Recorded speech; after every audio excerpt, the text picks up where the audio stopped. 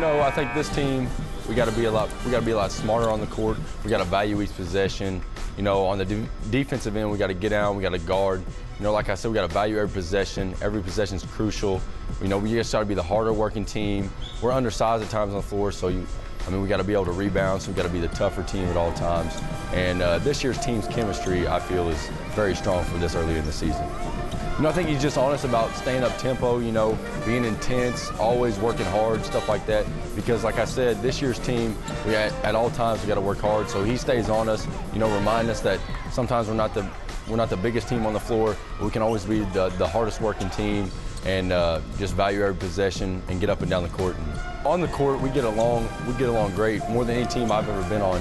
And then off the court, even more so. You know, we hang out off the court, which a lot of people don't see. We hang out off the court, you know, we'll go do things together, stuff like that. And it includes the whole group, it's just not a few of us. I mean, we get a whole group together, the whole team, you know, that really transfers to the court big time. I feel like it's a strong relationship that I want to be looked upon as a leader, you know, so I'm trying to guide them, you know, give them guidance to what we do, not necessarily score or anything like that, but just be a voice that they can hear, you know, always stay on them too, be like another coach on the court. Keep doing gang rebounding, keep pushing the ball in offense, get easy transition buckets. With coaches, I feel like they look at me as another coach on the court. So, I mean, they get on to you, they expect a lot of you, but I feel at the end of the day, they look at you as another coach on the court because they're not out there playing with us. They can only see stuff from the sidelines. So having somebody else on the court is crucial at times too. Basketball for me has been around my whole life. My dad, he was a high school coach for 28 years, you know, so I started off being in the gym with him. I have older siblings, you know, and my dad, I was always around in the gym with him coaching and practices and stuff like that after school. And then it carried into high school. My dad was my high school coach, you know, and then helped me I was always in the gym, and I mean, it's just been great. My dad has always been hard on me since I was little and stuff, and even into high school, he was just real hard on me, and I didn't understand it at the time, but now I do now. He just wanted to see me succeed and be good on and off the court. And now that I'm in the college level, he just kind of sits back and enjoys. He never misses a game, so I always look to him. I talk to him after the game about it, but he's always positive with me and just tells me to keep doing what I'm doing.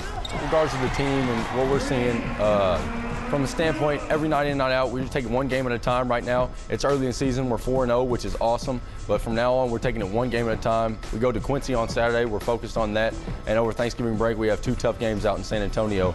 But overall, you know, we're just taking it one game at a time. We know what's down the road, obviously. But if we just sit here and work hard every game, take it one game at a time, everything will take care of itself. I mean, you have to find that happy medium now because, I mean, with the hand-checking rules, with the fouls and stuff like that, I mean, games can really change, and that's why on a team like this, I feel like we have a lot of depth. So at all times, guys have to be ready to play because, I mean, guys can get in foul trouble at any point in time, and it doesn't take much to get fouls anymore, so everybody's got to be ready to go.